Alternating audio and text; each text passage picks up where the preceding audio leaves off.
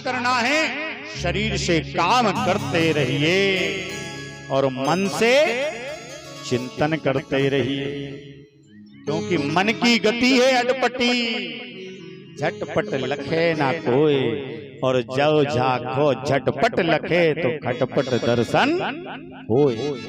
मन को स्थिर कर ले। और जब हम साधना करेंगे तो उसके लिए क्या चाहिए कि जितासनो जित श्वासो जित संगो जितेंद्रिया। क्या जीतना है? आसन को जीतना है।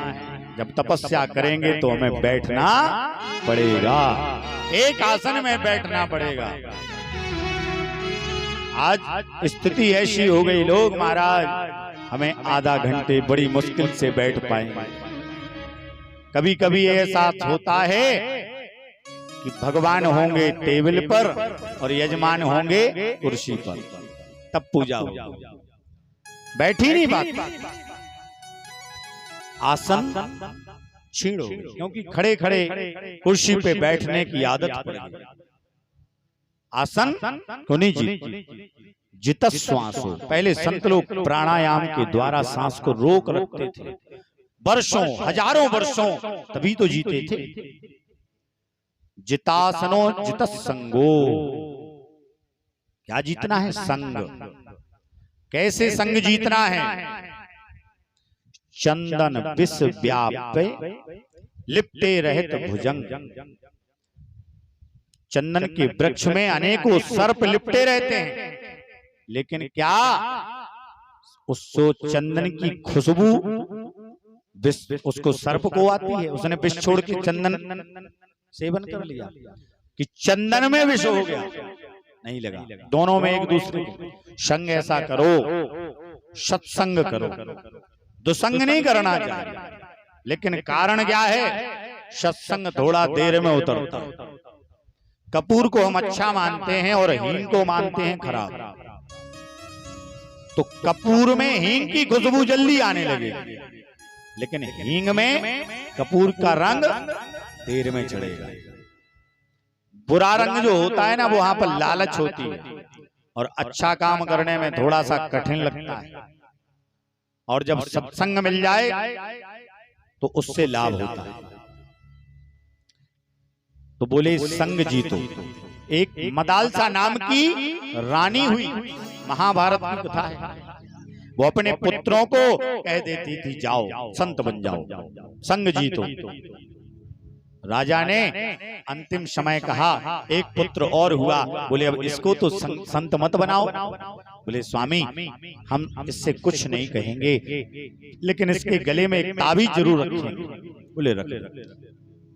पुत्र ने कहा, जब माता पिता जाने लगे कि हमारा कौन है, तब मदालसा ने कहा, पुत्र जब कोई चिंता हो तो इस ताबीज को खोल के देख लेना, तुम्हारी सारी व्यवस्थाएं बन जाएंगी। उसको चिंतित हुआ एक दिन, उसमें ताबीज को खोला, लिखा हुआ था, बेटा संग हमेशा त्याग रखना, संग अच्छा करना, संग सर्वात्मना त्याज्य सा चित्तत्व न शक्यते। अच्छा संग करो। और चौथी चीज क्या है? जितेंद्रिया, इंद्रियों को जीतना है।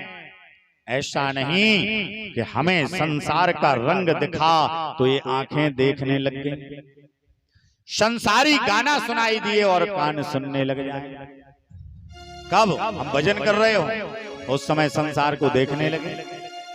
कैसे? रामानुजाचार्य जी का नाम सुना होगा। जगन्नाथ जी यात्रा निकल रही थी, उन्होंने देखा एक सज्जन जगन्नाथ जी यात्रा को तो पीठ किए खड़े हैं और अपनी पत्नी को छत्ता लगाए हुए खड़े हैं।